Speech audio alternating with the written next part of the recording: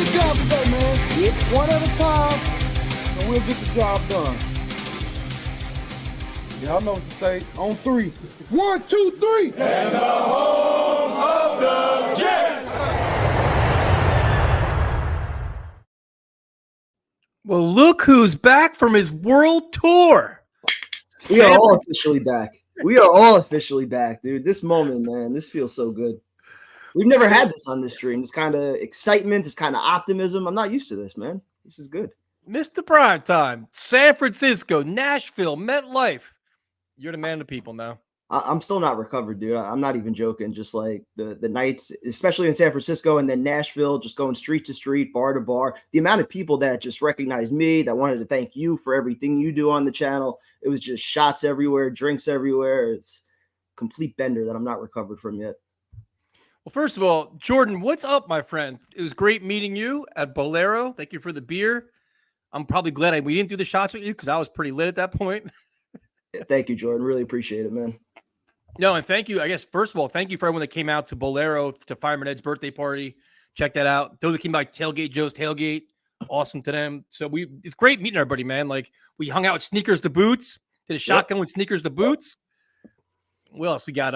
We also with Ryan, Jake, everybody, man. It was a good time, really good time. And the MetLife atmosphere was just wild, dude. That shotgun followed by the shots was a terrible idea on an empty stomach, by the way, going into the stadium. So yeah, wild atmosphere, such a great game. So awesome being back home, watching the crowd take over, especially doing it against the Patriots, sending their fans home all upset. So loved it. Great night. Win 2 out of 3 games. You had 3 games in 11 days. You win 2 of them. And the last one was an impressive fashion. So we'll go over that. Then we'll preview the Broncos a little bit. And it's another big game, which is just all must win as we all watch the Bills beat the hell out of the Jaguars. Jaguars look terrible. So I see you saw Random Man at the game. Did he say hi to you? I did. He actually came up to me and said hello. Good seeing him as always. Celebrity. We don't have to talk about Sam Darnold tonight, by the way. We don't need to go down that path. You know, this is all positive. This is all positive Jets news. We have our own quarterback to talk about. So I see all the comments. We don't need to talk about Sam tonight. Bro, everybody's like, oh, Zach Wilson, this, Sam Darnold, that. I'm like, dude, we just watched Aaron Rodgers play one of the best games I've ever seen in my life at MetLife Stadium, where, last week we're worried about his mobility, worried about him moving around. How is he going to do? Dude, literally, that was one of the best performances I've seen, probably going back to like Testaverde. Seriously, that was absolutely incredible. That was absolutely everything you could have wanted to see as a Jet fan. Everything that we hoped we were getting in our franchise quarterback when we traded for him. Like you said, the mobility, the throws on the run, switching things up at the line, being able to throw the ball at any different angle at any time on the field, the pinpoint accuracy, just so fun to watch in person, man. That's everything we have not had over the last decade with watching these teams. Michael, just so you know, nobody gives a fuck about Darnold. The Jets are 2-1. I will say, if Rodgers didn't play like that, though, the fact that you got Geno Smith and Sam Darnold at 3-0, crushing it in the NFC, that would absolutely be a conversation. But the fact that Rodgers played the way he did, I don't even give a shit about them right now.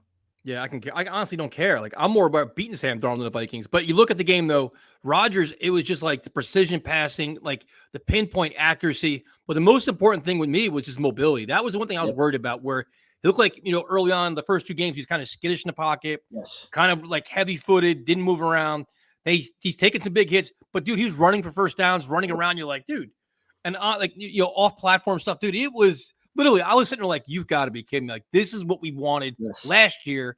And then early on this year, we start getting nervous, being like, you know what? Are we ever going to see that from Aaron Rodgers? This is like Green Bay Rodgers, dude. This is like 4 or 5 years ago. Vintage Aaron Rodgers. Yes. And I had those same concerns as you in the Tennessee game. I was watching the happy feet a little bit. He looked a little bit skittish in the pocket, almost looked like he was scared to take a hit. And then you see a complete turnaround on Thursday night where, he's taking hits out of bounds and, running for first downs. I never thought I'd see him doing that. And you know, he looks like every bit vintage Aaron Rodgers, a guy that can take you to a Super Bowl. And the one thing that was interesting was, the play calling has been suspect the first 2 games where you're like, what is Hackett doing? Run, third and long pass. They literally came out on offense on a mission, dude. Like, they're going to pass the ball. And they're like, this is us. Like, we're going to air it out, be aggressive, take advantage of them, push the pace, set the tone. And I was like, this is like, who is this Nate Hackett guy? Like, where did he come from? Well, you see the difference with having a quarterback who could actually diagnose things at the line, that can get rid of the ball quick, that can put the ball in the hands of his receivers, like Lazard on that touchdown. You give him time to actually plant, make a move. It becomes a touchdown. Whereas Zach Wilson, he was holding on to the ball forever, taking unnecessary hits. You see the difference with a true franchise quarterback versus what the Jets have had for so many years. Yeah, I'm not worried about next year. I'm worried about this year. Like, I don't care about next year, 3 years from now. I don't worry about this. Enjoy this ride, man. The comments like this annoyed the hell out of me. I was happy, but it was the Patriots. I want to see them do it against. I don't care. Like, good teams take care of teams like the Patriots the way the Jets did on Thursday night. Dude, and if they played mediocre and barely won, I can't believe they barely won. Like, dude, can we just enjoy finally good, excellent quarterback play where you're seeing things you've never seen before? Like, can we just not enjoy anything? It's also September, and the guy is still getting into a rhythm. He hasn't played, in essentially 2 years. Like, this is his 3rd game back. The goal is to be playing your best football in December and then into January. So the fact that you're winning games while you're getting better, that's exactly what you want. Yeah, Figure it out now. I'm living in the moment, man. And he's not even on the same page as Garrett Wilson yet. They're still figuring that out. He's still getting comfortable with Mike Williams. Like, the potential of this offense, once they all get rolling, like, I think he hit like 8 different receivers in this game, which is great.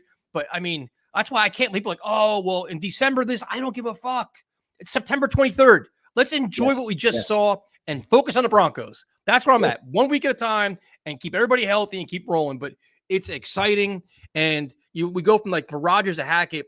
The offensive line's been interesting, man, because you're like, all right, how are they going to handle, everybody's like, oh, this Patriot defense, they're going to get after it, all these things.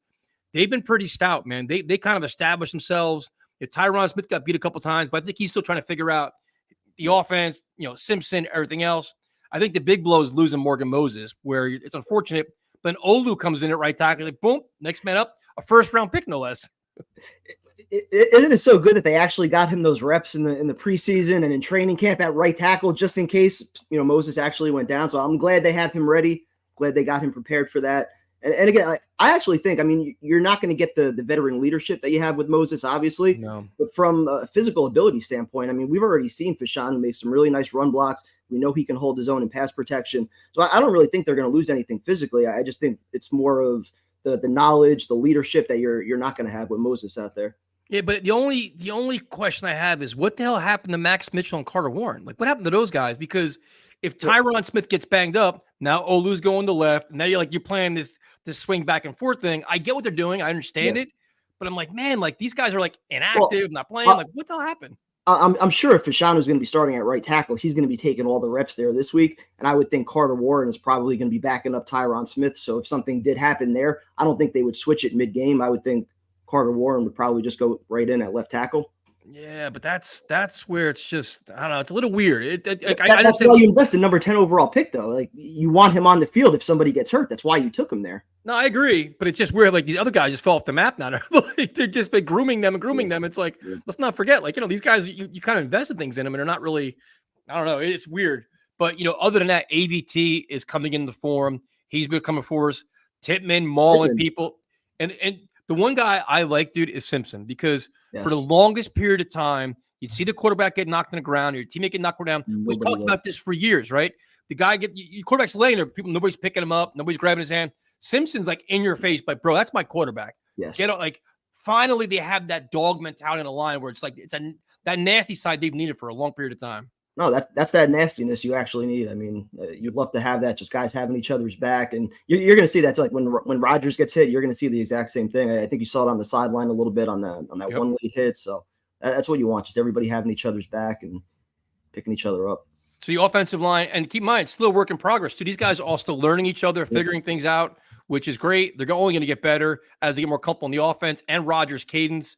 I will say, as we go through the offense, the delay of games and the blown timeouts, and the one fan from the Packers actually emailed me. He's like, bro, he did the same thing in Green Bay where you get used to wasting timeouts. You're going to get used to that.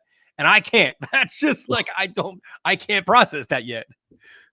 It's so weird too, because like in training camp, you saw a lot of the up tempo. We know Rodgers likes to, call a million different things out once he gets to the line. So you would think just an easy way to get rid of that is, just work up tempo, get right to the line, and then you give him plenty of extra time to make whatever calls he needs to. But I guess, apparently that's a thing from Green Bay. So hopefully they can get it figured out. Yeah, that's the one thing where it's like, and wasting timeouts, especially unless two second half. In the second half, like you're down with one timeout with next to no time left. You're like, dude, that's not what you want to have. Like that's not ideal at all.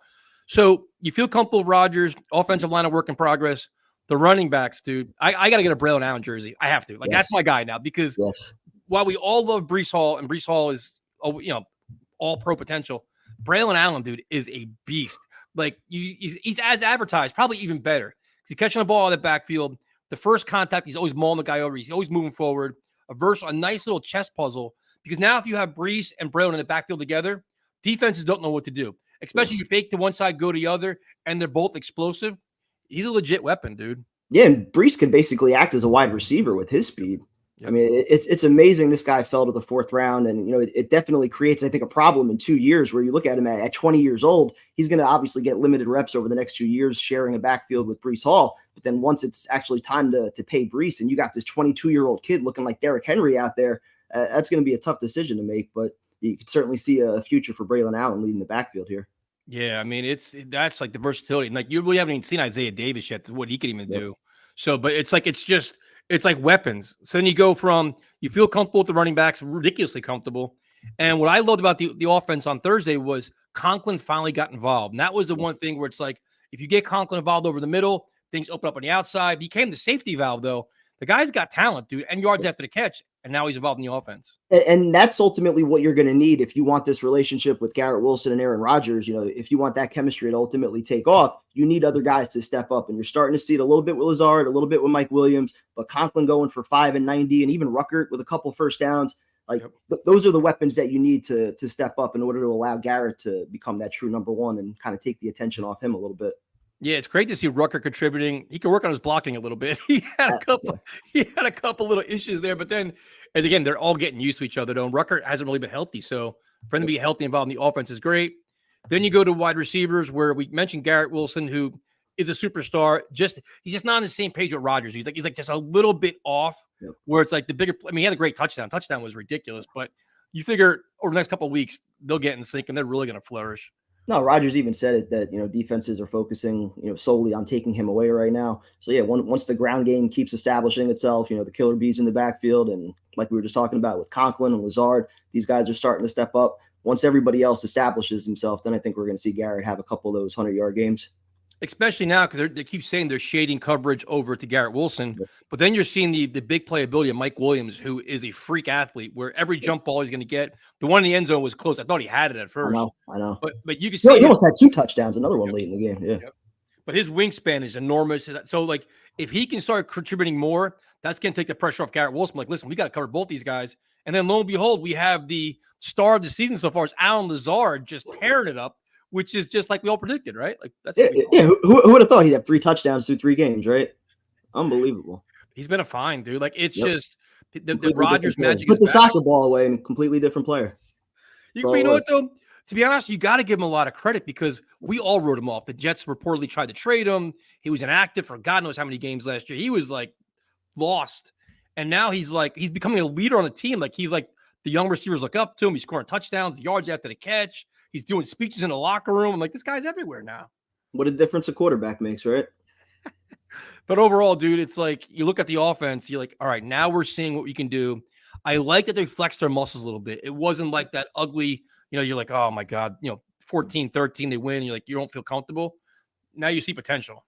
I don't know about you, but at 24-3, everybody around me, and I kind of wanted Rodgers and Garrett Wilson off the field. But there was also a part of me that when Rodgers dropped back and tried that 40-yard bomb to Garrett Wilson, I loved it. I loved it.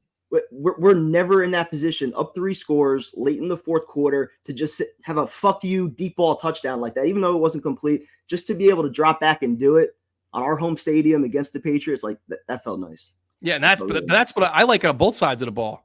I mean, it's just like be aggressive, put them away, and just like just pound them, like right, like no mercy. Yep. And that's the one thing I like about Rodgers, where it's like you can never be comfortable. He's like, I always want more. Like you can't be complacent, you can't be content. Like up That's why you 14-3. shove Salah away. But I would have been too. Like, dude, Yeah. like that's how you set your winning mentality, though. Like, listen, we can't be coupled with a 10-point lead. We want to be like 30. We want to dominate people and impose our will on them all game long. Like, don't back off. It's And funny because usually for most teams it's the other way around, where you have the coaching staff that has to kind of settle the players down. Whereas that, it was Rodgers saying, "No, 2-score lead. Like, let's focus here and put this thing away." no, I loved it, dude. I absolutely loved it. And it's like it made you feel really good. And then on the other side of the ball with the defense, it was interesting because everybody's like, oh, Jacoby Brissett's a good game manager. They had the running game. The Jets can't do this. Jets can't do that. And they came out like a team on a mission, aggressive, and they were blitzing. And I was like, what is this? Like, we never blitz because Salah and Ulbrich are kind of stubborn a little bit or arrogant. Like, this is our scheme. Yes. We want to stop the run. We can stop the run, and they can't. And they came out and just went after them like relentlessly. And it was like, finally, they realized, you know what? We have to take advantage of mismatches. They did exactly that. And they were just beating out 100%. And it was just fun to watch. One thing, I mean, Sherwood definitely adds a speed element to the defense, but also when your offense is on the field for 40 minutes, that's going to help too. So that, the offense being, I think it was like 10 of 15 on third down, sustaining drives the way they did. You got a fresh defense out there playing with the lead. You could do just that. You could blitz, you can pin your ears back. And that's exactly what they did. Took advantage of the home atmosphere, loud crowd. Like that's the kind of performance that you should have as a defense against that kind of Patriot offense. Dominant. And it's like you look at the defensive line where you have a lot of like Leonard Taylor came in, he contributed, but then Will McDonald, and you give him like this was I was most curious about with Jermaine Johnson out, how are they going to handle Will McDonald? Now, thankfully, the Patriot offensive line's all banged up and guys all out of position, whatever else. But I'm like, take advantage of it. Like the last thing you want is like, a revamped offensive line and doing nothing. He was like a wrecking ball over there. And then they all started getting after it. Kinlaw and all these Quinnen. I mean, we talk about Lazard getting written off. I don't recall another player like McDonald getting written off more than he did this offseason. And even me, like I thought maybe, situational pass rusher, 6 to 8 sacks. I mean, he's already at 5.5 through 3 games. It's unbelievable the kind of impact he's had. And it's been desperately needed with Jermaine Johnson out, with Huff gone and Reddick not here yet. The Jets desperately needed somebody to step up, and he's answered the bell. They all did. I mean, they were flying around, and the blitzing helped a lot. And so then you look at the linebackers, and listen, I said this, I think, to somebody else, but it was like, we love C.J. Mosley, an excellent leader, captain of the team, commander, whatever you want to call him. Dude, Jamie Sherwood, even Chaz Surratt, the speed on defense, even Quincy Williams, like you saw a significant difference of speed, sideline to sideline, the tenacity. When they're blitzing, they're getting after it. Not that you say you don't need C.J. Mosley, but these guys really stepped it up, and you see a difference. And it's funny because, like, after 3 games so far, I feel like I've watched this story that we're watching right now with Sherwood, and that's last year with Quincy Williams. As you were watching him, it was clear, like, this is a different player than the Quincy Williams we had seen the years prior. And you're seeing that same leap in development right now with Sherwood, where he just looks faster, more instinctive. The defense as a whole, since he's been out there, looks so much faster. So I love the way he's playing. Salah's always praising his intelligence. I think he's definitely added something to the defense. Yeah, 100%. And then it's like you look at, the safety position where I've been ripping Chuck Clark. I mean, I've been just like, I thought he was terrible 2 weeks ago. I thought he was. Now he comes out, he blitzes, he gets the sack. This guy was all over the place. And now you saw what he did in the box, making plays. It's like, all right. Then he had the strip sack or the strip fumble, which was incredible. I mean, it was like everybody stepped up their game. It was almost like they knew, like, home opener, primetime stage, like, we cannot be 1-2. Like, we can't lose another one. We got to get after it. And here we go. Games like the Patriots and even this week with the Broncos, I think that's where you're going to see this safety group be able to thrive. It's games like Miami where you got the speed of like a Waddle and a Tyreek Hill. That's where I worry a little bit about the back end of this defense. But yeah, when you have the matchups that you have this week, they could take advantage, and they did. Yeah, they were flying around. They were relentless. Now, there's other than the wasted timeouts, which drive you absolutely crazy, the penalties have just got to stop, dude. No. And I don't you don't want, like, when you win 2 in a row, you don't, like, a lot of stuff gets lost in the shuffle. Like, you don't care. Like, winning is the great deodorant. We ignore a lot of this stuff until it comes back to bite you in the ass. And when you have this many personal fouls and dumb penalties, the same thing as last year, sooner or later it comes. And like, you like them being aggressive and physical, but some of this stuff, man, is brutal. Hard to figure out. But one thing at a time. They got the slow starts figured out this week. Maybe they'll get the penalties figured out next week. Yeah, no. Now, what is your thought on I'm really glad the Broncos won this weekend. I'm really glad because they lost it. Like, they're not that good, all these different things. But now that they maybe have your attention, because I don't want the Jets to be, they had like a mini bye. Yep.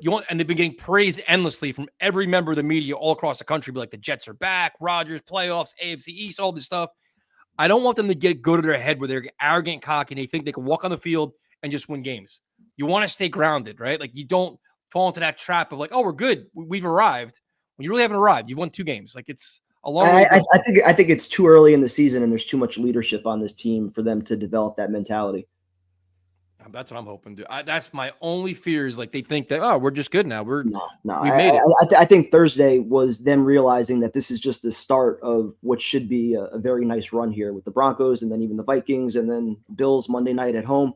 Like, these next 3 games, you go 2-1 or possibly 3-0, and you're sitting there at 5-1 atop the division. Now you're really rolling. Yeah, I'm hoping like 2-1. I'll be happy as hell. Absolutely happy as hell with 2-1. I feel like 3-0 is possible. I feel like something clicked Thursday night, and they're just gonna go on a very nice run here, like 5-6, 6-7, something like that. Sign me up for that. Sneakers and boots. It's time. Good meeting you. Very good meeting you. So prime time, we got a lot. We bring callers on, see what everybody's excited talking about. So it's good to have Primetime back as he toured the country and let me by myself dealing with Romeo. Good to be back on the stream. I missed everybody. I missed the chat. I missed all you guys. So here might as well touch this conversation because I think we're going to disagree on this.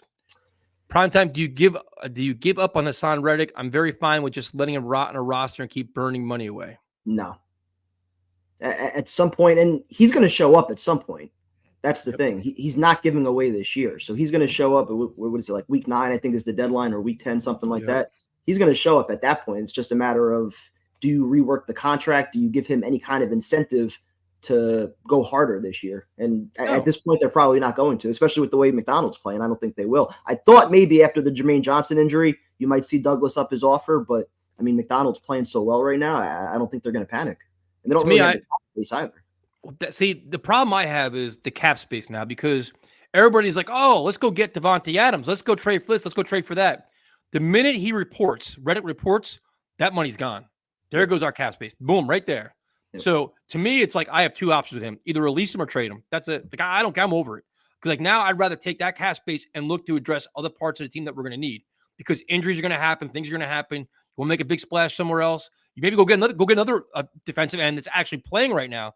That a lot of these teams are falling apart. To me, I'm done with Reddick, dude, because you're never gonna get the money he wants. It's too late. You're already 3 games in. I think the Jermaine Johnson injury has to change something, though, because you already lost Huff. You already lost JFM.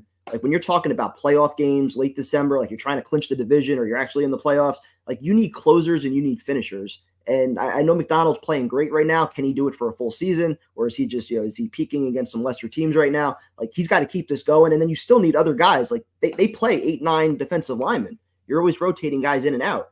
So other than McDonald, them, though? What do you like? You're like, how do you even pay a guy that's already missed 3 games? Like, there's no way he's going to recoup. Like, right now, he wants to recoup the fine money. You know that. Yeah. He's already getting fined like almost $8 million. He's not going to come here for a loss. He's supposed to make 14.5. Then he makes like 8. He's not going to do that. So like, what? There's no winning this. He's not going to win. Well, they're not going to release him. And I think the only way they would trade him is if they can get something similar back that they gave up. I don't even matter. It doesn't matter what you get back at this point. To me, it's like, it's just you cut your losses. You own the mistake. It was a mistake. It's not going to work out. If you have another trade imminent, if you can get a Devontae Adams and that's imminent, and this cap space is holding you back from doing that, yeah, they probably would do that. Yeah, I'm over it. Like, otherwise, I still expect them to be here like week 8, week 9, something like that. My biggest fear is that I just don't.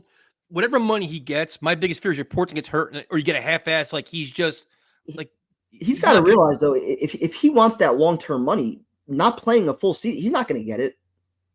Or even if he shows up week 8, week 9, and then he gets injured and, he has 4 sacks this year, what kind of contract is he going to get next year? That's what I'm saying. Like, so right now, you figure he's not going to play Sunday. He's going to miss 4 games.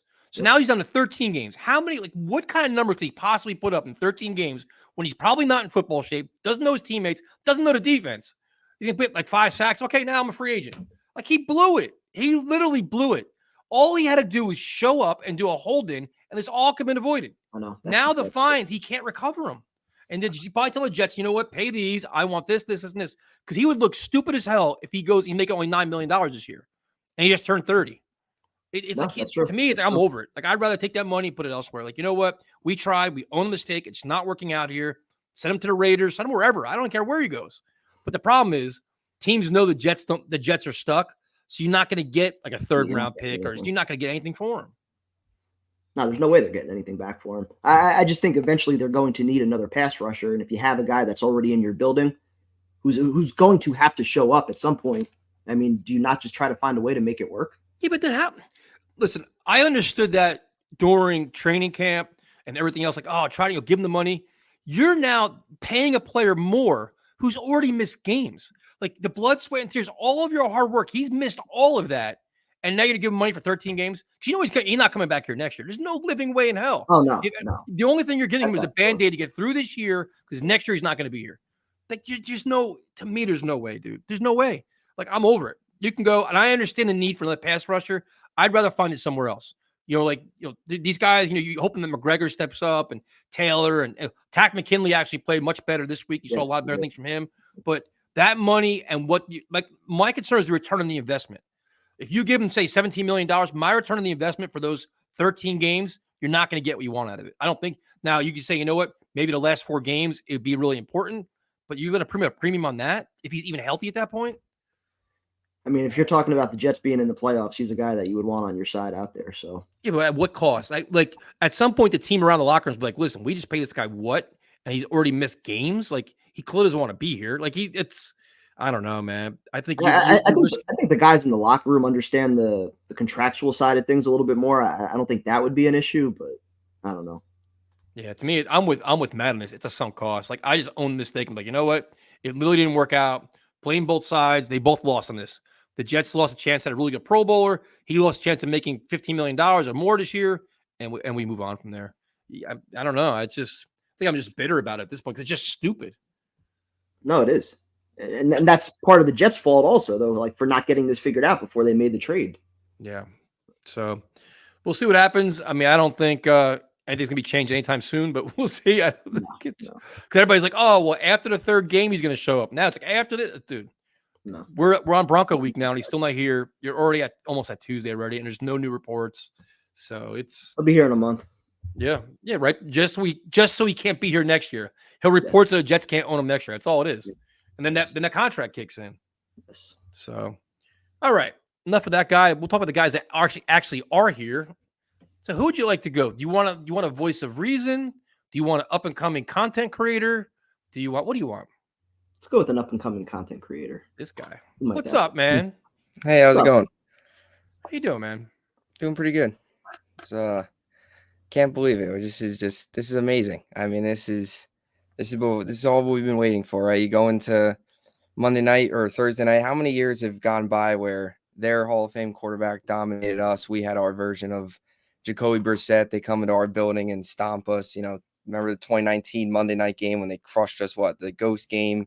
The list goes on and on. I mean, that was just amazing going into that stadium, walking out of that stadium with a W. It just dominated them too. I mean, they couldn't score enough points for you to be satisfied, especially with the way they ran up the score.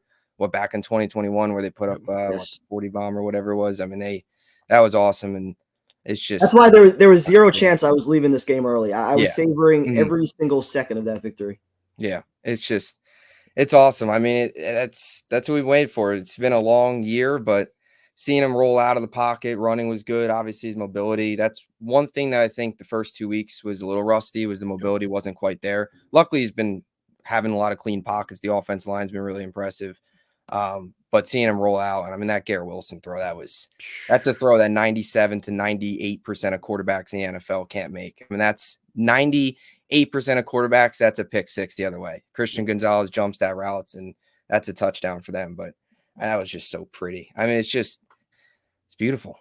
It's an NFL quarterback, and we have an elite level quarterback that can make any throw he wants when he wants, and has a command of the huddle where he's like, do this, do that, check out of this, and just it's so much. And they actually had aggressive play calling too, which was nice. They spread the ball out, took advantage of mismatches, didn't have to force things. Yeah, I actually give a lot of credit to Hackett because the first 2 weeks they tried to run early on. It was the run pass wasn't quite working. Got off to the slow start, couple 3 and outs, and then which you can kind of understand, still trying to ease Rodgers into things. especially San Francisco Monday night against that good defense. Yep. Tennessee didn't quite get it, but you finally saw a short week against a team too that got beat up by Geno 4 days prior, 330 plus yards. So it was good to see them, 4 days is kind of tough for them to quickly adjust like that. So I'm glad that they early on passed as well. That was a big positive that I think got to give credit to Hackett. I mean, and then the killer bees in the backfield is just, I mean, it's so tough on defenses. For years, we've talked about the offense being so predictable. That makes things so much difficult, especially when you have a tight end like Tyler Conklin, who can, when he's used right, big plays across the middle. I mean, when's the last time that we saw a 2nd and 17 get converted like that so easily? I mean, that was beautiful. I mean, when's the last time we saw that? I mean, that 2nd and 17, that's typically a run up the middle, 3rd down, you mail it in. Yep, draw play. Yeah, draw play. Right up the seam. I mean, that's just draw play, screen pass, punt. Yeah. It's just the beauties of having an offensive line and a quarterback changes everything. Yeah, it just feels like you gotta we're dreaming. That's what it feels like. So what do you think about the defense? I was shocked how aggressive they were. They came out firing on all cylinders. Yeah. Where you got to give credit to Saleh because he talked about having a very tough training camp, physical training camp.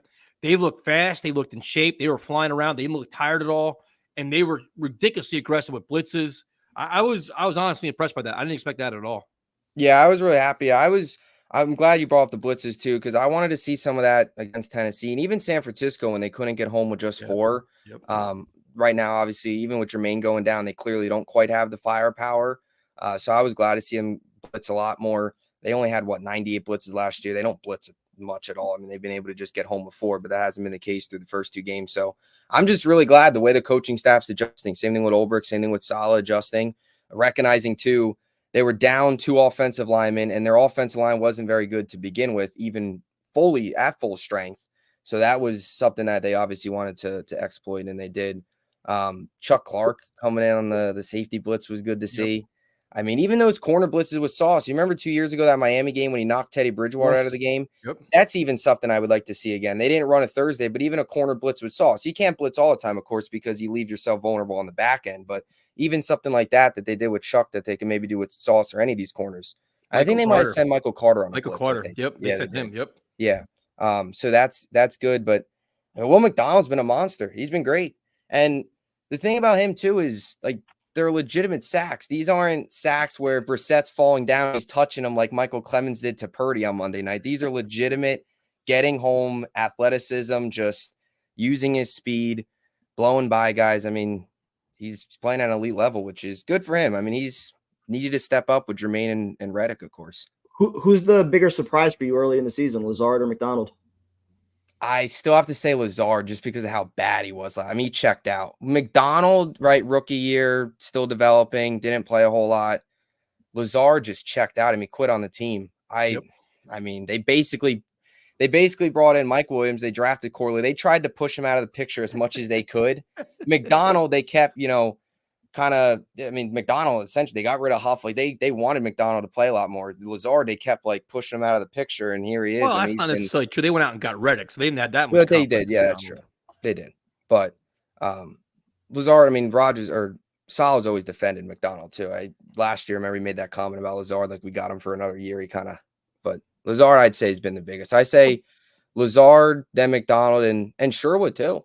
Yeah, Sherwood's been great. He's always shown up in training camp, the speed, the sideline speed, but hasn't gotten a ton of obviously looks in games. He's shown some flashes, but consistently. I mean, Tennessee was good, and then even Thursday night, even in coverage too, made a couple nice plays. So, I mean, it was fun to watch, man. It was just an overall game where you walked away you're actually proud of your team. Like they actually coached well, they played well, good quarterback play, good defensive play. Like you walked away like you had the missed kick, but whatever. We can ignore that. But it's just like and that's it was a party. Yeah, that's the crazy part is the offense still left some meat on the bone because even you go back to the first drive, their drive, and then they had the penalty, set things back. That drive was over. And then of course before the half, I didn't quite understand Saleh's clock management. I don't know. 3rd down, he didn't call a timeout. I don't know why he thought like what he was thinking, like they weren't going to spike it and have a 4th down and leave the timeout for halftime. That didn't make sense. So that's still something he's got to fix. And the delay games too, they still got to fix. But That's the crazy part. You can make the case they still left like 10 points on the board. The field goal before halftime, and then even the first drive, that penalty doesn't happen. There's a chance they go down and score. So, they could have put up 30, which is, we're talking about how good this offense is, and they're still got some things to clean up, of course. Like if you see these things in like week 12, week 13, then you're something to be concerned. Like, all right, this is a coaching issue. This is like time management, game management problem. But you get the benefit of doubt, like new offense, Rodgers figuring it out, Salah getting used to this whole scheme. But some of the things they do, you're like, what? But then it's like your offense is so high powered, like they were scoring at will almost. You're like, all right, you know what? We'll ignore that. We'll ignore this. We'll ignore it. Like we kind of like we brushed through this because like they won. They blew them out, Mm-hmm. Yeah. It all gets covered up. The Rodgers delay game stuff. I mean, well, you got the Packers fan, right? That said it's this. Yep. I think that's got to get cleaned. Like I don't see that. I don't know. I hope that gets cleaned up. It's just he reads so much at the line. It's just he takes. To me, it seems like he'll always cover for Hackett. He's never going to blame Hackett for anything. Yeah, I'm curious if they ever said, the play's coming in too late, the play call is too long. Like there's got to be something that's delaying this whole process longer than that. There's got to be something. In Tennessee, it definitely looked like the play was coming in late because they were breaking the huddle at like 12, 13 seconds almost every time. So that's not enough time for him to do what he needs to do with all the cadences and everything else at the line.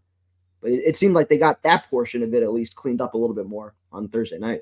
But that's got to be, because if you get to play in timely manner, you got the line with say 20 seconds, 18. Like you diagnose the defense, you look around, you call it, you can make your audibles. But it's like you literally watch the clock 5, 4. Like no way, not again. And then Salah's not sure to call timeout. Does he? Does he not? Then he calls them. You're like, oh. It's just you're just like yelling, snap, snap, snap. You're like just watching it. Then What's great though with this offense though is like one penalty doesn't demoralize the drive. Like last year, if you were 2nd and 15, like that was it. Zach Wilson had no chance. This year, like you said, 2nd and 17, we hit Conklin. Like they can actually make big plays down the field now. Well, I think Rodgers is also aggressive too, where he's like, you know what, we're going to go after this. We're not going to be pulling this draw play bullshit or 2-yard pass nonsense. That was what's funny is there was a play, I forgot exactly which play it was. The pocket kind of collapsed a little bit. Rodgers rolled out. It was one of the plays he made rolling out. I forget if he ran it or if he passed it, but I'm sitting there and turning to my brother. I'm like, if that's Zach, he's on like the J right now in the Jets logo, doing spin moves. I'm like, this is still running backwards. Yeah. But the way he just slides out of the pocket and just rolls out, it's like he just feels the pressure and kind of goes out. It's just, it's like he just has a feel for it. I mean, it's 20 years. We've been waiting for it. It's beautiful. Bubs, it's good talking to you, man. It's good to see you happy and excited there. Good talking to you after a win. Yeah, it's been a while. Right? It's been a while. Yeah. Have a good night, man. Yep. Thanks for having me, guys. Have a good one. All right, prime time. So we had up and coming content creator. Do you want chaos? Do you want calmness? Let's go with a little chaos. You want chaos? Yeah, a little bit. Oh, why do you do this to me? What's up, man? How you doing? How you doing? Good. How are you? What are you pouring? What is that? Oh, this is a thing I just ordered. Got myself this for my birthday. Puerto Rico's like oldest artisanal rum. Hey, after Jets win, I pour myself a nice drink. The Jets win over the Patriots. That deserves something fancy, I guess. So there you go. Exactly. Like I said, I'm feeling great. That was a game. Now that was one hell of a game because that was my first time ever seeing the Jets win in person. Is it really? Yeah. Every game I've gone to has been just loss after loss after loss. Glad they finally got you a win. Where were your seats at? Actually, I got lucky because I go to take my seats. I remember it was I think it was 129 section row 37. Nice.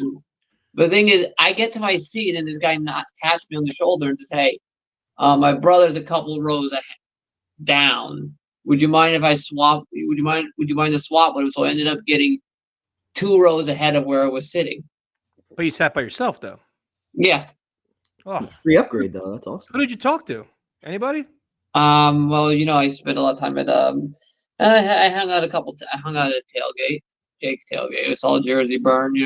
I would have made it out to your guys, but I got so caught up because I was waiting to. I had to one of Jake's callers. I owed him a cigar from Puerto Rico, so I had to wait for him to show up. But he just took him. It took him is he didn't show up until later in the tailgate, so I had to sit there and wait for him. And then by that time, I wait for him. The jersey burn's going on, and I don't want to miss that. Why didn't you come to the pre-tailgate? Yeah. I just did. Like I said, He just didn't want to. Yeah. No, You don't want to wish Dad a happy birthday? Somebody drove me up there. Someone who lives a Jets fan, also in my neck of the woods, offered to drive me up there for the game. All right, so you saw the game, your first win. What was your favorite part of the game?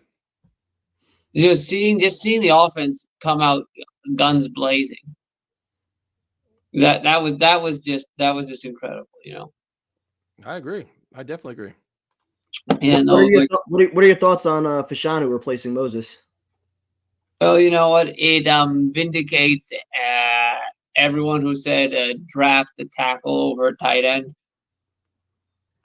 If we had Brock Bowers right now, he wouldn't be playing. That's right. So exactly, you know. So it's like, it's a good thing to have him here because as the saying goes, better to have something and not need it than need something and not have it.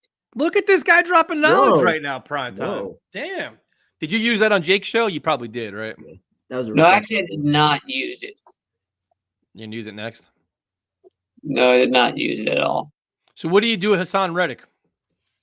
I don't know at this point. You just gotta hope that somebody blinks at this. You gotta hope that it's just a matter, I guess, of somebody blinking at this point with him. I don't like. He's just being an. I don't think you blinked in like 30 seconds. You're like locked in on your TV.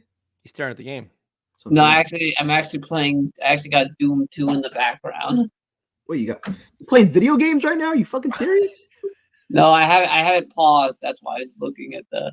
Matt, you're absolutely right. This is exactly what V-Man's doing. He's trying out his content on our show so he can use it on Jake's show. That's exactly what he's doing right now. I'm not, because I get something that I didn't do for Jake's show today.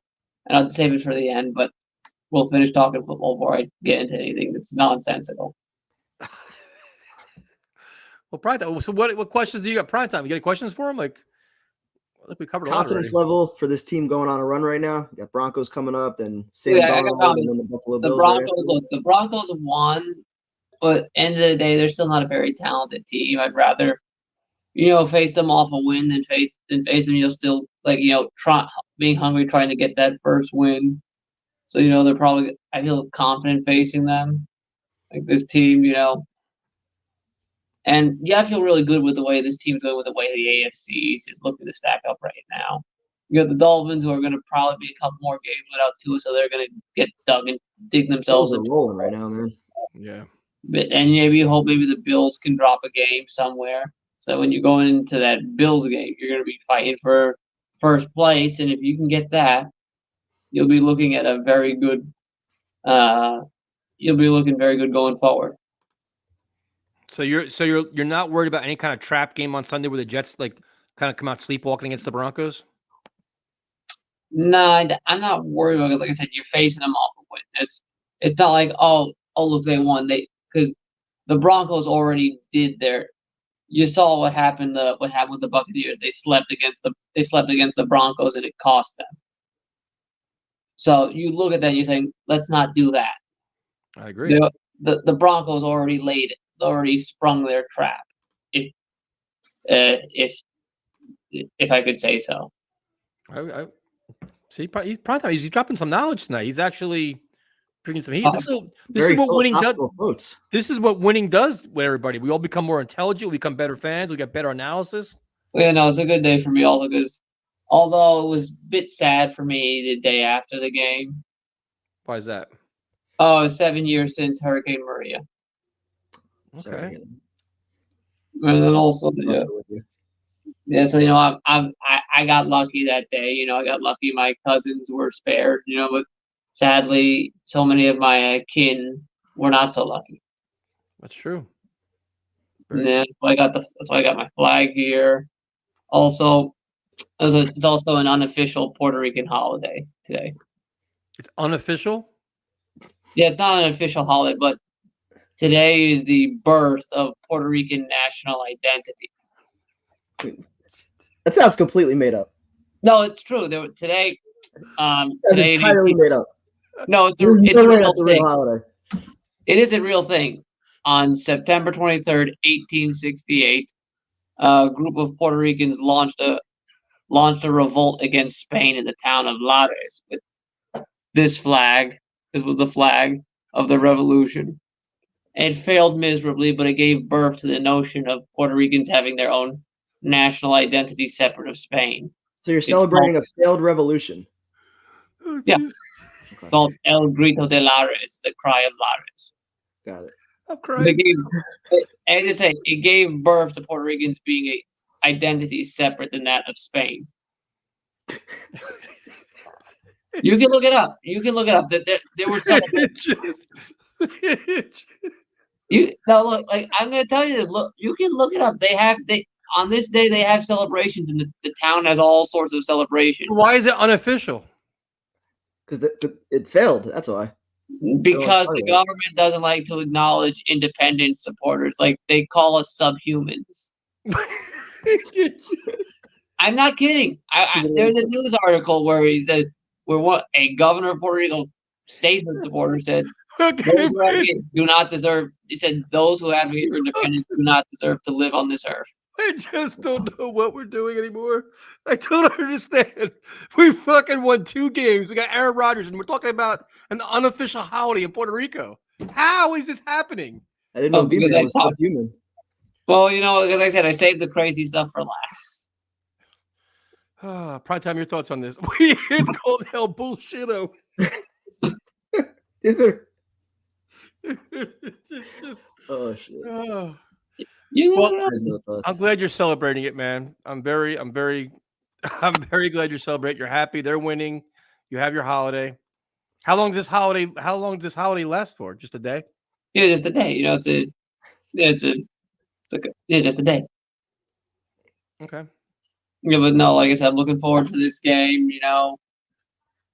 I'm just like honestly, just so excited to see the finally having an offense. It's like after so many years of head scratching like play, like just like being excited for just simply being able to scrape a field goal. We can watch them effortlessly score touchdowns like they're nothing is just incredible. Yeah, we used to scratch and claw for first downs. Now we're on the field 40 minutes converting third downs. It's beautiful to watch, man. And I just love how the media is just reacting like trying to downplay. It's like before the game, it's like, oh, the Patriots, look, they're the scrappy team and all the yada yada yada. It's gonna be an interesting game.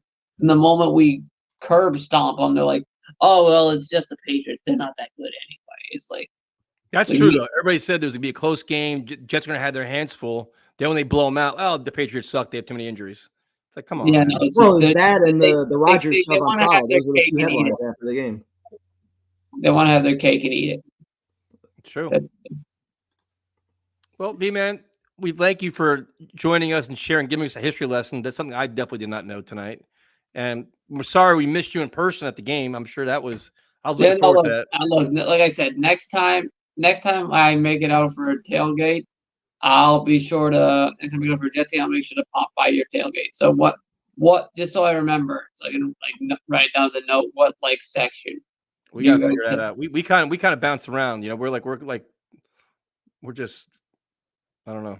We just bounce around. Okay, so if you guys doing a tailgate, you'll probably post say, hey, yeah, we'll definitely. Yeah, prime we'll time, let you know if we do something. prime time's the tailgate, guys. So make sure you find prime time. That's the guy you gotta look for.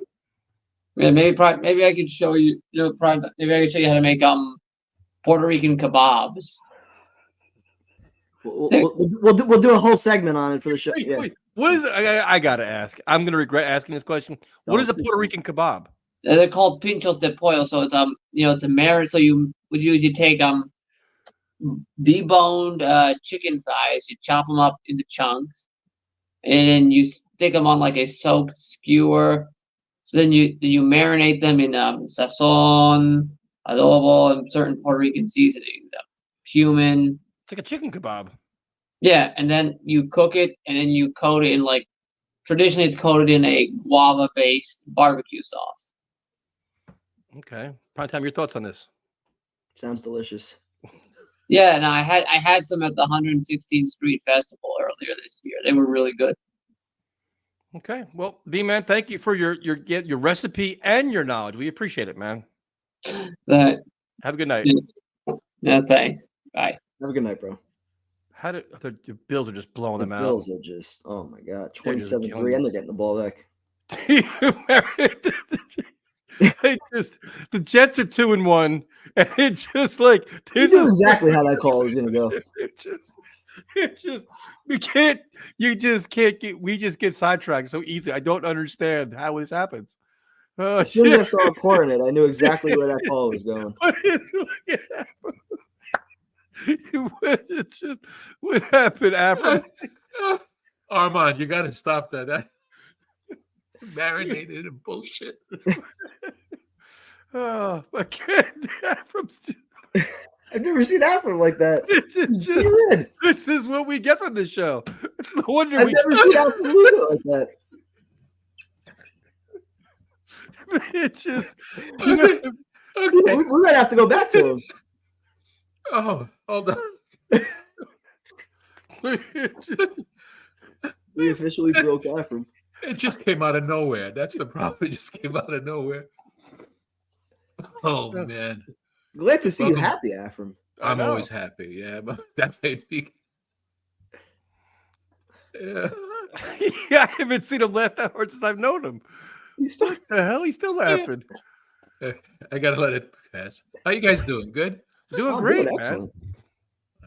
Great game. It was sent the message out to everybody. Dominated 40 minutes on offense, 20 minutes. It showed them that not only, even though the score was only 24-3, it should have been over 30, but it showed them that we beat the teams we should be beaten, and we beat them handedly. Yep. So, and we'll see what happens in Denver. What do you mean see what happens? They better whip their ass. They're going to whip it, because I tell you, Rodgers still wants to get back at Peyton for what he said about. Yeah, that's got to be the back of his mind. It's got to be. Oh yeah, because he wasn't. He was hurt, so he was out for the season. But and you could see, and I'm seeing more and more Mike Williams getting more and more comfortable. Yep. Okay, he's not playing shy. Coming back from that Achilles. I mean, and something. Maybe this blitzing is showing Salah, hey, you can blitz. You don't have to worry about four guys on the line all the time. Well, you can't just say this is our blanket defense. We're always going to use it. And exactly. I think he realized when some of his quotes where he's like, "We want to stop the run, we stop the run," and they're getting their ass beat, stopping like they couldn't do it. I think he did some self-scouting. Listen, we got to adjust our plan because it's not working, and we have no wiggle room anymore. We have no more excuses. Like we have to win games. Do what it takes to win the game, and they did that. And there's nothing wrong with blitzing. Rex lived off of it. That's the luxury you could have when you have Sauce and DJ Reed and Michael Carter in the backfield. You can leave those guys on islands and send some extra. Exactly. He blitzed Quincy quite a bit with his speed. I mean, you have to change it up because you got to keep offenses thinking. Yep. And it was an all around solid game. No one wants to see that. Media doesn't want to see that. Because they had the Patriots are going to run all over the Jets. This and this. Yeah, I saw that happen.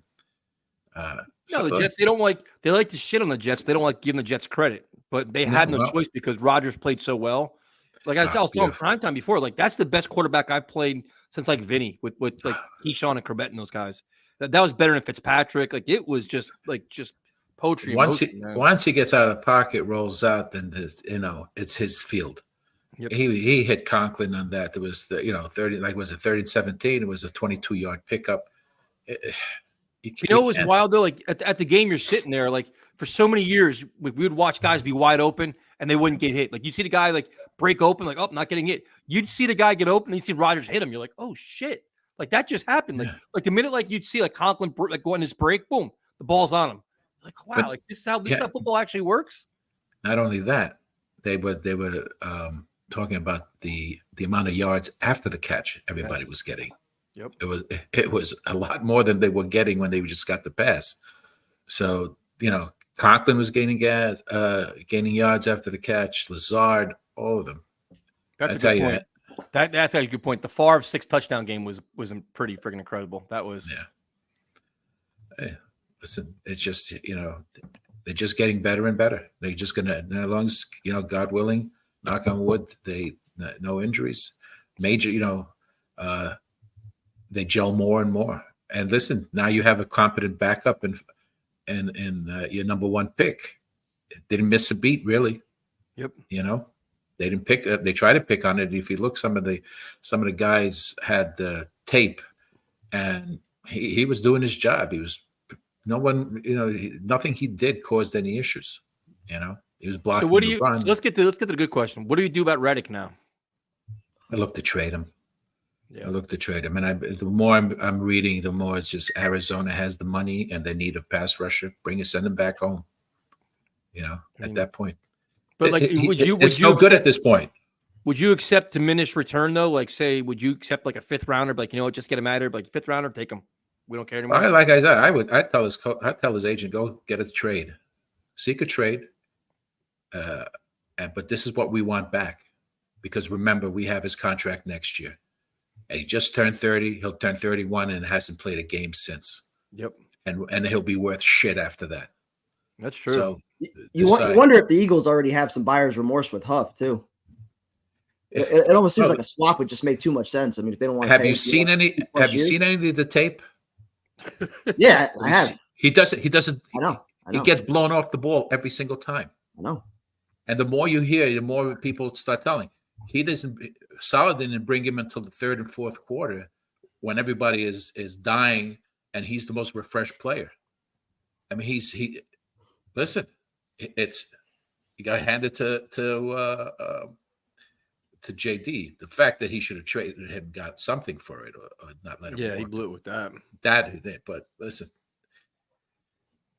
just keep winning. That's all you can do. Look at the Jaguars. I even thought they were going to have a great year. They look like shit right now. They're getting the doors blown off. Doug Peterson's in trouble, man. Peterson's going to be on the hot seat now. He's going to be in big trouble. Yeah, I mean, there's a lot of teams that are 0-3. Let's keep rolling. It's all another touchdown. Holy shit! This is just terrible. Oh my God, this game is way over. Wow, they're not even showing up. That's crazy. 19 seconds left. 30. There'll be 34 now. Ty Johnson on that one, former Jet. Yeah. He catches a lot of passes up there. I noticed that. He does. So, Afram, you said, have you figured out a slogan for our shirt yet? Well, I'm not going to. Well, the Reddick or not, here we come. But I don't know if you wanted to use that. No, but he's going to be gone. He's going to be gone. So I gotta go back to the old drawing board. But a question for you, Kevin. What's up? Considering how we played in the first game against the 49ers, have you rethought about maybe starters playing in preseason? I don't think that contributed to it, honestly. It didn't hurt. Didn't help. Yeah. You could say that it maybe would have given Rodgers a leg up for that game, but if he would have played 6 snaps in the preseason, handing the ball off to Brees a couple times, I don't think that would have made the difference. Like, he ultimately needed to go through, I think, a couple full games, take some hits, which he wasn't going to do in the preseason anyway. So I don't think not being out there affected anything in that first game. I really don't. Yeah, well, I don't know. I always believe playing in preseason always helps. You take a little. You play it 1 quarter. I mean, I spoke with Tyson. It used to be the first preseason is the 1 quarter. Don't bring me into your argument. You have your own argument. I just tell you that what I mentioned to you. You'd play additional quarter after each. I mean, it couldn't have hurt unless he actually got hurt, which was, like, for me at the time, it just wasn't a risk that was necessary. So yeah, but he still, even regular season, you get hurt. There's no difference. I don't know. You got to give solid credit though, man. 3 games in 11 days. They looked fast and they were flying around on Thursday. Yeah. They didn't look like they were tired at all. That first half of the Tennessee game, though, when I hopped into the stream, I was livid, and I was worried too. I had those concerns at the time because I was watching Sauce, especially, like, hands on his hips. The defense looked tired. They looked gassed. It was arm tackles. At that point, I'm like, all that talk that we had in the offseason about Salah running this, ridiculously tough training camp. I'm like, where is it? Because we don't look physically ready right now. We played 3 games in 11 days. Mm-hmm. They mentioned that the Patriots played 3 games in 12 days. That's why they lost. Oh, Did you Did you hear some of them say, "Oh well, they played 3 games in a short period I don't of time"? I don't like once the I Jets mean, win, I'm really, happy, man. I'm just like I'm just happy, And, man. and we I have don't another care. run like that coming up too in 4 weeks. We have another Yep. stretch just like that. yeah. With the, are we The off Texans after the London game, or are we No, playing? they chose not to. No, Okay. they're not off until I think like November, right? They didn't want the bye week that early. Hey, let's see how far we go before. Afram is now a solid believer. I'm a believer in the team, No, and it's also only we're 2-1, and my 14-3 prediction is still in place, so that's even better. Good start. Good start. well, Afram, good talking to you. Good to see you laughing and happy. That's Yeah, most of us do that that. Armand got me on that one. I just pasted it bullshit. That just came out. That's your fault too, because you posted it right up there. I don't know what you're talking about. Right before I came on, it was just like he's killed me on that one. Have a good night, man. Yeah, as Have a good always, night, Afram. go Jets. Oh, now you're pulling out Ian shit. What are we doing here? All right. So, do you want to do? Let's see. Let's go with happiness. What's up, man? What's up, dude? What's up, Yo, Eric? dude, fucking victory. I don't even know what day it is. I'm a day ahead of you Victory guys. Monday. This is surreal. I cannot believe what I watched the other day. Wait, it's Tuesday there for you right now? Yeah, it is actually. My son's actually at the doctor's right now. He got a stomach bug. Dude, I had like my favorite white t-shirt I bought from Okinawa. It's a beer I really love, Orion. Mhm. Dude, he destroyed it. He puked all over me. I'm like, oh Oh. my God, you gotta be kidding me. So my wife's she's like, oh, are you gonna be back soon so I can go get ready? And I'm like, oh yeah, I'll be back. And you guys got on. So I was like, let me celebrate the win with you guys first before I go back to the dad duties and stuff We like appreciate that. it, man. Yeah, for sure. Man, dude, what a fucking game. I can't do like what fucking 40 minutes time of possession? Dude, Rodgers was slicing up the Patriots. Yeah, it was I amazing. have so many notable moments that I love from that game, dude. The Mike Williams backward shoulder catch where he did the muscle flex and he was like, yeah, I'm the shit. Get ready for another fucking touchdown soon. Fucking was it Conklin? Dude, fucking our running backs are fucking killing it. Dude, everything was dope. Dude, even Rodgers running out of the pocket was like insane. Catching that, like getting yards. It was Jamie and Sherwood with the stop, with the walk and shit. Like, it was so happy just to see.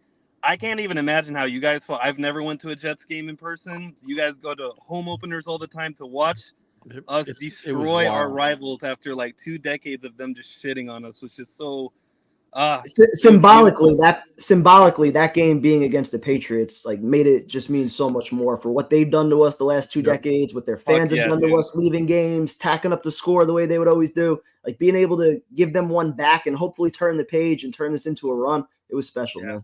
Dude, Armand with the Riley Reid pictures fucking killing me every time, dude. Like, it's fucking ridiculous.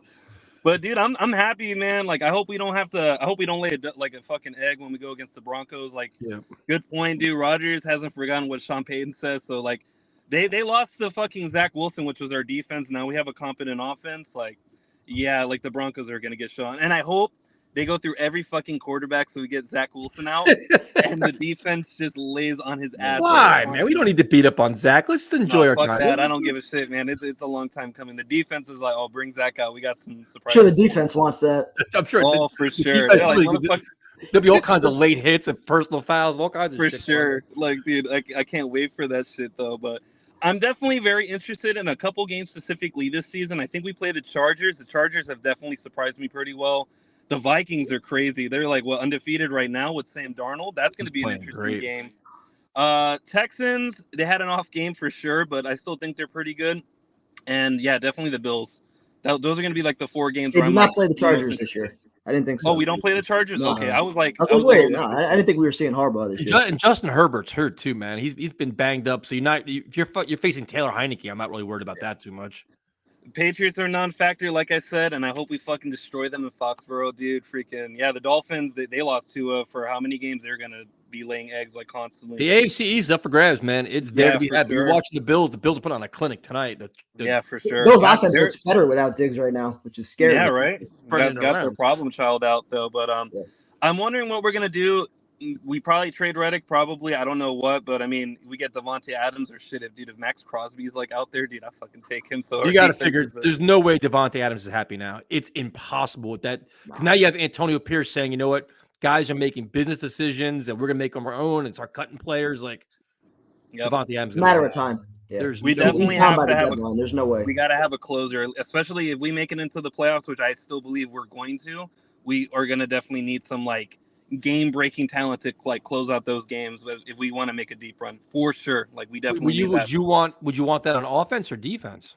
I personally want defense because I still feel like just the Jermaine Johnson loss. Like I felt like he was going to have a really big year, and we lost him really early, and it sucked just watching him like cry and shit. Solomon Thomas is just like, hey man, we got it. Like it sucks.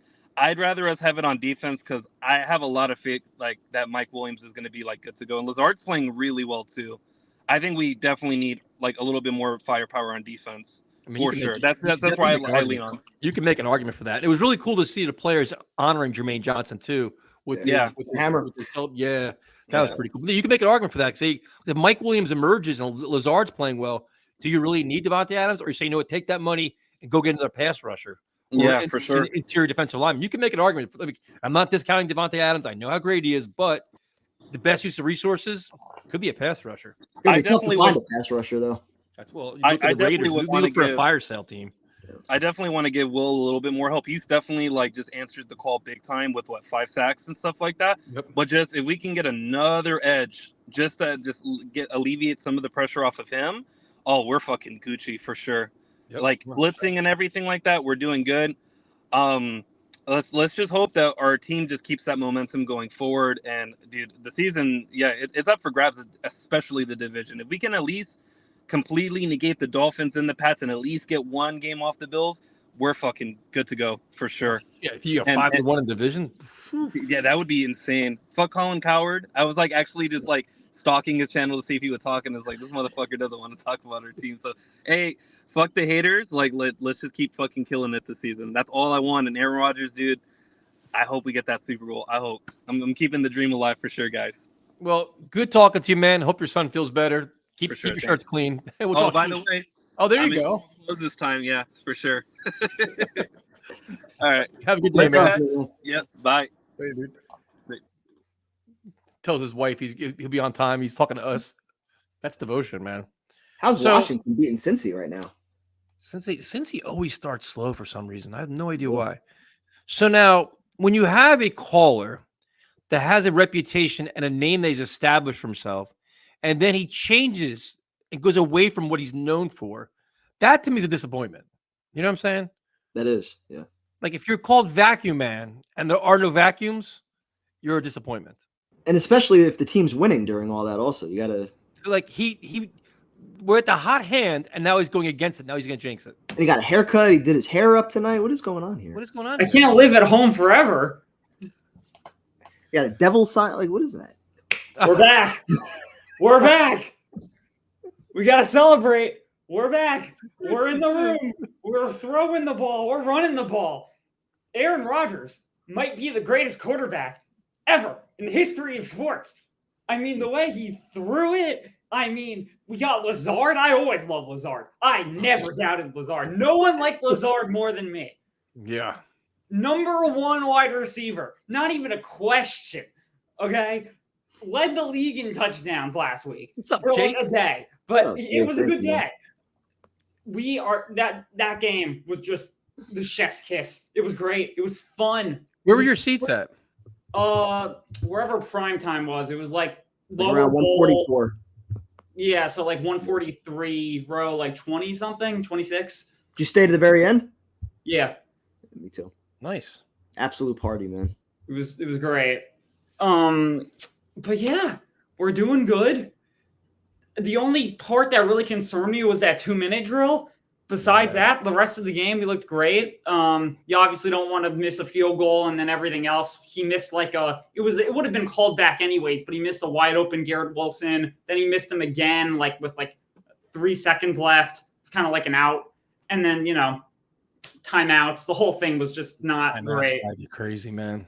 The whole thing, it wasn't ideal. But, honestly, like I said last week, every time we're knocking off 25% of the rust. We're going into next week. We're at 25% left. I don't know. I think we're going to see a few more ticks here and there. But I think if we play like that, we're bueno. We have no problems. 1 week at a time. Just get better each week. Yep. Play your best football December into January. That's got to be the goal.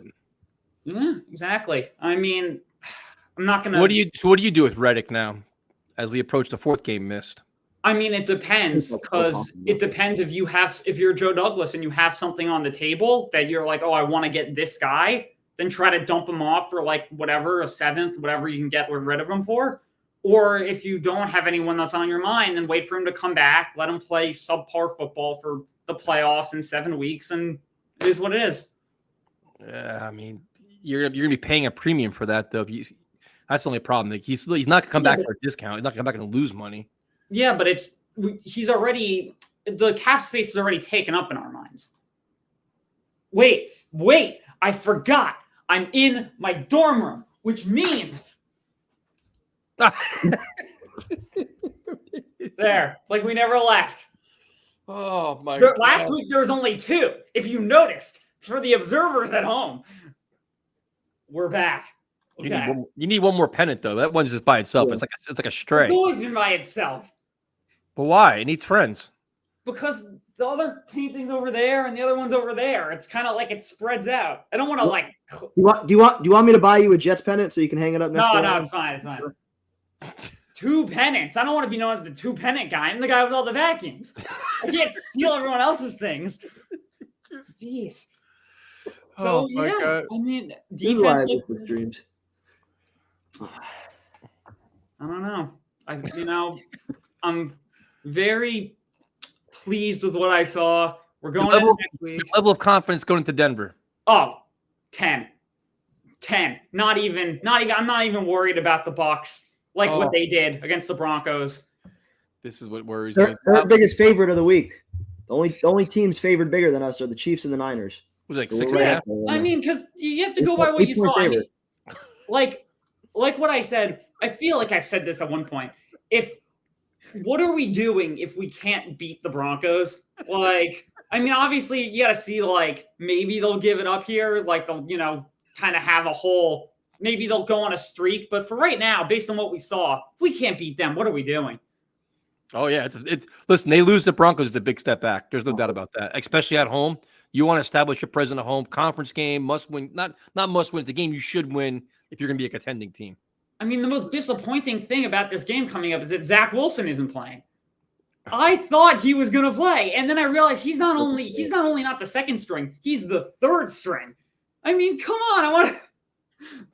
I wanted to have like a nice, It'd kind of cool. It would kind of be cool to beat, Knicks with Peyton, because that's Peyton's handpicked guy.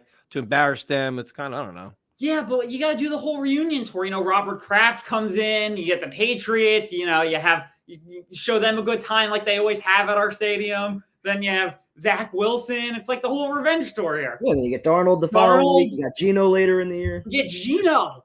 This is what I'm talking about. Darnold are going to be ridiculous. Those storylines are going to be absolutely ridiculous. And I'm sure we'll lose. I don't want to put that out there. Sure, we'll lose. I didn't finish it. Who? I didn't finish it. Who? I said, I'm sure out of all of the revenge games, I'm sure we'll lose one of those games. I don't know to who. I'm just saying statistically. But I don't want to think like that because we're in a positive mood and we won and we're having a good call and we're going into next week and it's going to be great. The uniforms look great. Kicking looks okay. Punting looks great. Running, I'm still, like we've all said, Allen, they should only run Allen on 3rd down. I know Brees needs his snaps, but Allen's just the 3rd down back, 3rd and short at least. I mean, we're doing good. I don't know. I feel like Allen's looked good enough where you can use him for like, an entire series. Like you can. I ran out of stuff. I only came in with the Lazard and the fireworks, and that was it. I had a lot, and then I kind of like sat a little. Wait, Primetime, are you 0-2 in your fantasy league, or what are you, 1? I'm actually one of 2 people that is 2-0, now 3-0, undefeated in fantasy. So, and the only other person that's undefeated, I'm not sure who it is. It says Primetime's Grill. So, me and my grill are the only 2 people that are undefeated right now. Well, Vacuum Man, it's the Discord server. I told you to email it to me. So I can put it in the link in the chat one more time. There it is. Chat. Discord server's looking great.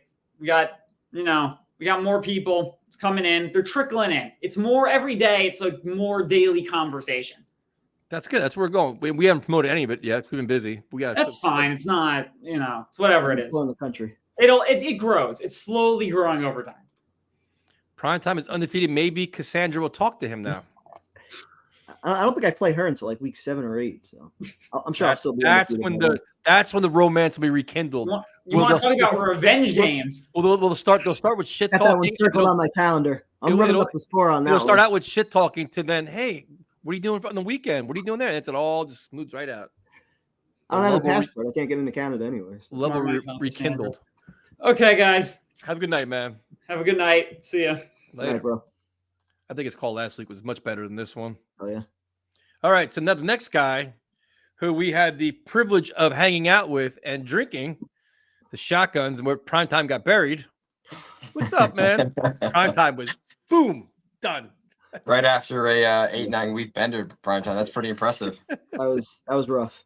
I had no food in me. I went from the pre-tailgate to Tailgate Joe to you guys and the shotguns, and it was a rough night. I'm still bouncing back. Yeah, I mean, you got to make your appearances around the Jets parking lot, but it was a pleasure to meet you guys, remember it this time in person, and take a shotgun with you and not virtually. So that's always a positive. We had a blast. Yeah, I'm still honestly pinching myself, drowning myself in cold water, believing this still isn't real. What we saw on Thursday night, like that is by far the best game I have ever seen in my life in person. Like, how many times are we 3/4 of the way into the bag of being drunk where we're freaking diagnosing plays in real time of like Sam Darnold, Zach Wilson, Trevor Siemian, like dinks and dunks, and like, dude, Aaron Rodgers, like he knew where he was going before the play even started, like making throws I didn't even know existed. It was like literally a symphony being orchestrated by like the conductor perfectly. That's what it felt like. It was beautiful. And they, even on defense, they were aggressive and went after it. They weren't passive. They were flying around. They were intense, beating up the quarterback. Like, they didn't back down anywhere. They came out making a statement, like in front of the crowd that was ready for it. I mean, the crowd was going nuts. It was like finally, like we had that moment, like finally, like, you know what? This is what we all expected. This is the team they can be. And now you build on it. Because week 1, disaster. Week 2, they won, but you weren't like warm and fuzzy about it. You're like, all right, we'll take the ugly win, but there's some concerns. They finally flexed their muscles a little bit. Like, now we can see more of that. I think that was the single happiest moment that I've ever had in that stadium since they've moved there. Because even after the win in 2015 and some of the different runs they've had, there's always been that what if when you get back home. It's like, all right, well, you still don't have a franchise quarterback. What's the ceiling of this team? We don't have an offensive line. Like, we just watched Aaron Rodgers show that he still got vintage Aaron Rodgers in him. You got a wall in front of him. You got a defense that's flying around. Like, you have legitimate Super Bowl aspirations right now, which is freaking amazing. Well, because you're right, because we had to pray like Mike White could keep doing it. Can Mike White stay healthy? Can Zach Wilson just game manage and not get in the way? Like, there's always a caveat. Fitzpatrick turned into a pumpkin, but you knew it was like he's gonna do what he does. But this is like one of the game's best, showing that he's still got a lot in the tank. Like, he looked like he was like 5 years younger, dude. It was just remarkable how he's moving around the field. I wanted to shed a tear. I wanted to, but I'm saving that for a playoff home win. That's what I'm saving it for. Me too, and then they might be flowing. Could you imagine that place for a playoff game? But it's just nice to be a fan that's actually proud of your team and that you know that you have talent and they're playing well. It's like finally, like it's just like people. Good. No, the thing is like for once, Saleh got this team ready to play. He got them ready for the moment, and it's about damn time. Yeah. Like, I mean, I don't know what else you need for motivation to get this team up and ready, but like it's about time that they came out, they attacked, there was blood in the water, and they just didn't let up. And that's what we've wanted to see for years with this team. And it's finally happened. So maybe they can kind of string these together. So, I mean, we're going to enjoy this win as much as we can, but this is where we need to start stacking. Good teams beat bad teams. Obviously, the Patriots, they're a crappy team. The media's going to move the goalposts as much as they want. They were a crappy team to begin with, but yet they're going to run the ball down our throat, yada, yada, yada. Who cares? Now we got to beat another team in Denver, and then we actually have a game up against Minnesota. So that's actually going to be an intriguing one out in London. Well, the thing is, too, I think Jermaine Johnson's speech to the team resonated with them as well, where it was like an emotional speech where it's like, finish the business, finish this job. Like, we're not like, I'm out, but we can still do this. And I think they're a united team, man. It's just, I'm excited. I just can't wait to see how they bounce back from this now. Like, All right, you had the win, you had the weekend off, you've been praised universally all across the country. Jet fans want to put you all in the Hall of Fame. Like, all right, do you come out and to keep on that level and just, or do you come out sluggish and like, that's my, because this team has to learn how to handle success. They haven't done that yet. They haven't had success before, not like this. So I'm curious to see how they handle it all week long. So it was great to see also just third down, man. Like 8 of 10 for third down. What were we last year? I think we had like a 12% chance Dude, of we were converting. scoring touchdowns. We're Yeah, scoring 3 like touchdowns a week. We haven't scored that. And like the numbers are ridiculous. Like people don't realize how bad the Jets have been over the last decade, other than Jet fans. Like we see 3 touchdowns. We're like, holy shit, this is amazing. We're used to scoring 10 points a week. It's crazy. well, the offensive line is keeping Rodgers nice and clean, and we have one of the top 6 offensive lines in the league right now. So I mean, Olu, he's gonna come in and do what we want for substituting for Moses. But I want to get your guys' take on like in terms of playing AVT. Are you doing it? Because I don't want to. I don't Why? care. It's not in Denver. It's here. I don't care. I'm that superstitious where I'm just like, I don't even care. Just save the week. You I can't think that live we're in still gonna beat them fear, up. man. You don't live in fear. You overcome your fears. Yeah, and you already have one guy out on the right side. You don't need to make it 2 and compound the problem. No, he's fine. He's He's fine. played in this building plenty of times. It's not Denver. We're good. Yeah, no, I know. I'm just trying to throw. Don't even put that in the environment. Please. You're right. This You're guy. right. This is the kind yeah. of shit we're doing now. Come on.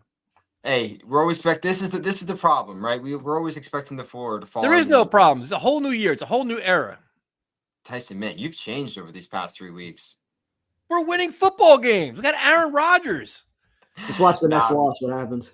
We lose to Denver. This show goes off the rails. Oh, we lose, never forget about me. Like, same old Jets are back. I knew it. I warned you guys. I'll be like Colin Coward. I wonder how. Do you guys remember that guy Adam from last year who had one of the greatest calls I've ever seen in my entire life? Yeah. I wonder how he's feeling after that win. He's on doing Thursday. good. He was in the chat. He's been in the chat. He wasn't there tonight, but he's been doing good though. Okay. I think everybody was like they enjoyed. I'm bipolar. I can't enjoy things. I think everybody nobody was really happy with the Titan win. Like you took it, but it was ugly. It's like, all right, Patriot game's a really good test. Are you going to be like play to their level or show who you really are? And even like the game preview that I did, I was like, listen, I think it's gonna be a close game because we didn't know what to expect from the Jets, especially when Rodgers didn't look like Rodgers. He looked like he was not really moving around. I'm like, oh man, like this is maybe he's kind of not washed up, but like he's gonna take a long time to really open up his body and get ready to run around.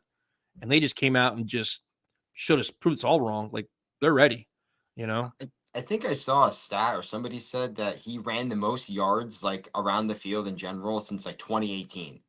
Oh, he looked amazing, man. Like it was like 120 yards just running around scrambling, which is insane. Like to think that we got a post Achilles tear Rodgers running around before like 2021 MVP stats. Throwing lasers too. He threw some like the touchdown to Garrett Wilson was ridiculous.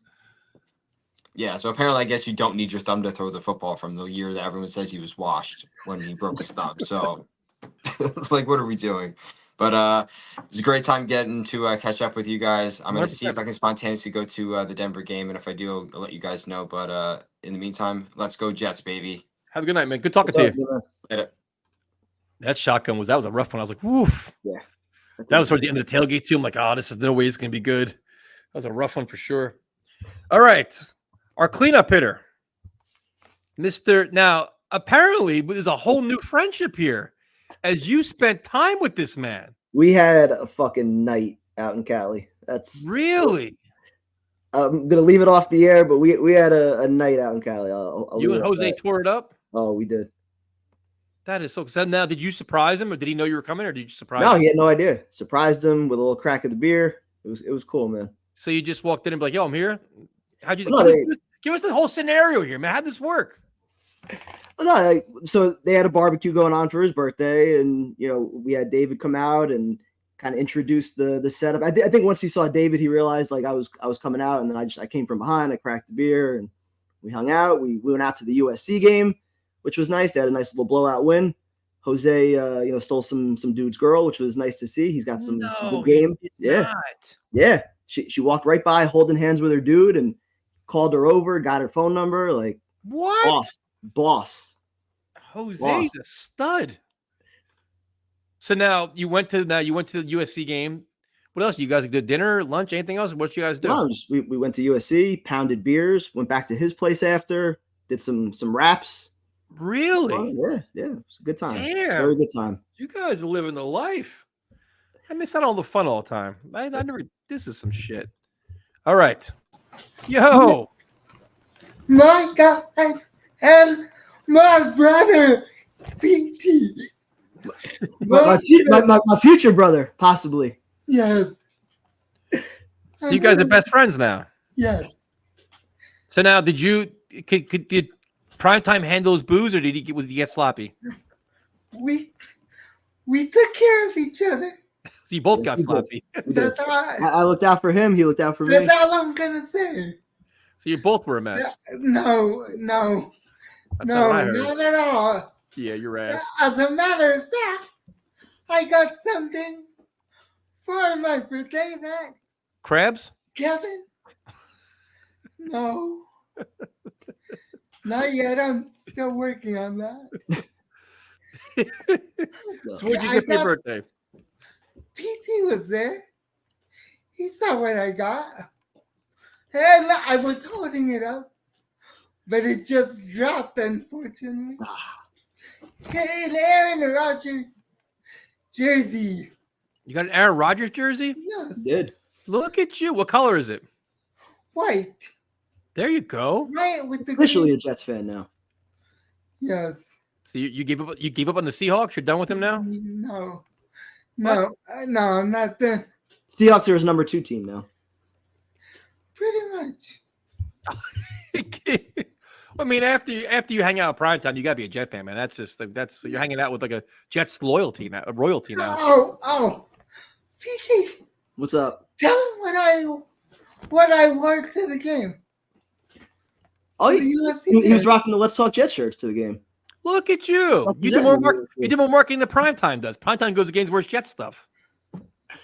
I had to represent the channel. So how do you feel about the Seahawks 3-0 start? I feel good about it, but I'll know more after next Monday. We play a real offense. Who do you guys play next? Oh, you're losing to the Lions. They're gonna beat your ass. We'll see. We'll see. Tough one. That's gonna be a tough one. Where's the game out? Where's the game at? Detroit. Oh yeah, you got no shot. That game's over. Somewhere I never want to go. Come on, man. You never know. It could be nice. 3-1-3. Oh. No, I mean Detroit. So what's your record in fantasy right now? 0-2. Oh, come on, man. And Primetime's 2-0? 3-0. 3-0. Primetime's 3-0, Jose? What are you doing over there? Hold on. What league is this? 3-0 with McCaffrey injured, with Debo injured, with Cooper Kupp injured, with Isaiah Pacheco injured. That's my team right now. What is it? What is it? A 5-man league? How do you have this team? That's what a good GM does. They find the right waiver claims and Jose, find a way to win. No excuses. That's what I do. So now he's gonna bounce out Cassandra now too, I guess, huh, Jose? No. Her team sucks this year? I think she's 2-1. Oh, yeah, so do you think when they play each other, it's gonna be like the rekindling of love? Do you think with those two? No comment. PT, you know why? Yeah. Why? Because you're in love with her? You guys dating? I did not say anything. Oh, Jose's dating Cassandra? We starting the rumors? Yeah. I'm here for the rumors. That with her. Hey. Don't start. Don't be like CNN and start reporting fake news. I'll be getting hate tweets right now. I never said that shit. What? So Primetime handled his booze, may or may not. How was the game? How was the USC game? Was it good? A blowout. We left at halftime and came back and got more drunk. There you go. Yeah, we did. I showed him real tequila. Is it Puerto Rican? That you did. Shout out to Mexico, which is better than Puerto Rico. Oh, He went there. It's He fake, went there. especially in boxing. Viva Canelo. so wait, what kind of tequila was it? Not even the good kind. What was it? It was- Like Terramana tequila? What was it? Yeah, I think Was it? that's what it was. Yeah, It's not too bad. It's the rock stuff, right? Yeah, that's not terrible. yeah. But Tyson, Yes, sir. next time you have to come. I don't have primetime salary. That's the problem. He's a world traveler. I'm fucking. I just do local shit, man. Like I can only afford local games. Well, I'm gonna try to make it out to Jersey for that Seahawks game. Oh, if you come to the Seahawks game, I'll definitely go to that one. We'll see what happens. I'm saving my money for the playoff games. I'm trying to make it out to Jersey for that game. Do it, man. We'll have a night out here. It'll You ain't seen shit till you go out in Jersey, man. It'll be less crazy than the night in LA. I don't know about that. I don't know about that, dude. Jersey's different, man. Party with me at prime time is just different, dude. We You know, almost dude, ended up in jail. dude, That's we've true. broken many a man. I can tell you that much. We almost ended up in jail. That's nothing. Many times. Yes. No, in LA. See that? Yeah, you'll see. Jersey's just different, man. Especially with me, they forget it. It's Am I bad. gonna end up in jail? No, you just a really bad headache the next day. I've done that. All right, guys. How's your channel doing? Did you make a video about your experience in prime time? It was supposed to be off. It was What in supposed. the hell? It was supposed to be on the video, but things got messed up. That's all I'll say. PT can tell you the rest. Yeah, Well- there's a lot to go over from that night. I'm glad that you guys hung out and had a good time, Jose. I'm glad you're doing well. I'm glad your team is winning. So that's good Because too. I don't want to get sued. Nobody wants to get sued. I I'm glad you guys had fun. Oh, shit. Stay well. love you guys. Love you too. Talk to you next week. Love you man. too, man. Great meeting up. Tyson, Yo, what is Buzz on Twitter? what is Bubs? Bubs 50. Hold on, Bubs 52. I think. Somebody else just asked me that. Hey, I'm sorry to ask, but I have to because Hold on one second. Somebody just. I asked him and he never replied. Hold on. Give me 1 second. I can tell you 1 second. I think you're right. Up 52, right? Yeah, it's shit. This is Bubs 52. Yep. Bubs is 52? Yeah, BUBBS 52. Okay, thank you. Have a good night, man. Night, guys. Love you guys. Good night, bro. Later, dude. All right. There was one. Let's see. Victory Mondays. Thanksgiving weekend is the Seahawks game. Oof. Somewhere in November. That's rough. Oh, December 1st, actually. So yeah, Oof. probably right after Thanksgiving. Armand, I'm down. Armand, next year, Metallica in Philly. Metallica, Limp Bizkit, and Ice Nine Kills on the Friday. Do that. Where was the other one at? So when he comes on, the chat goes so fast, man. You can't keep track of all this shit. Oh my god. What's another one that's funny as shit? I can't find it now. Somebody had me had a funny thing. I was trying to like ignore it because Jose was talking. The crabs. Oh, Where the hell is it? Oh man, this isn't it. Linkin Park was excellent, man. If you ever they're touring next year, go see them. New music is great. Give her a chance. New era of music. you like the new singer? I love it. She was awesome. Because people have the wrong approach with her. It's like you're never going to replace Chester, but she did a good enough job. It's new music. She hits it. Her vocals are tight, man. She has the screams. She's only going to get better. She's nervous. They're learning each other. I love it. And the cool thing about it is, if you don't like them, don't listen. Like it's just be like, oh, this is bullshit. Don't listen to them then. But a lot of fans, like Barclays Center was sold out. It was loud. The place was going crazy. They sounded awesome. It's a new era, man. Either you like it or don't. I'll go see them as many times as possible. Let's see. Oh, this was living South Florida, heading out to MetLife for the Bills game. Going to be crazy at the Denver, Minnesota games. So that's what it goes. What Denver, Minnesota, Bills games on a Monday night, right? Yeah, Monday night. Imagine they win the next two. They go win 4 in a row going into that game. They're 4-1 for that game. That's gonna be a wild night. Man, they'll be back. They're gonna do a full tour next year. We haven't talked to Tyrone in a while. I think his birthday was the last time I talked to him. It's been a minute. Yeah. All right, well, we'll wrap things up here. Big game this Sunday. We appreciate you guys checking in with us. And then get that primetime back. Guys have been, Good to be back. It's normalcy. And then we'll definitely be streaming on Sunday. I'll definitely be. Primetime is up to him if he goes to the game. If not, I'll bring in Romeo, we having fun. We caused some shit with Romeo, man. I think he's funny as hell. You can only imagine. We rip you a little bit. I figured. Armin, I'm in, dude. 1,000%. New York, there'll be an MSG, but I'm 1,000% in. And you don't have to pay for it. We'll just go together. All right, everybody. Good talking to you guys, and we will see you next, whatever it is, next Monday or Sunday. Sunday. Talk to you later. Later. I'm so hungry right now.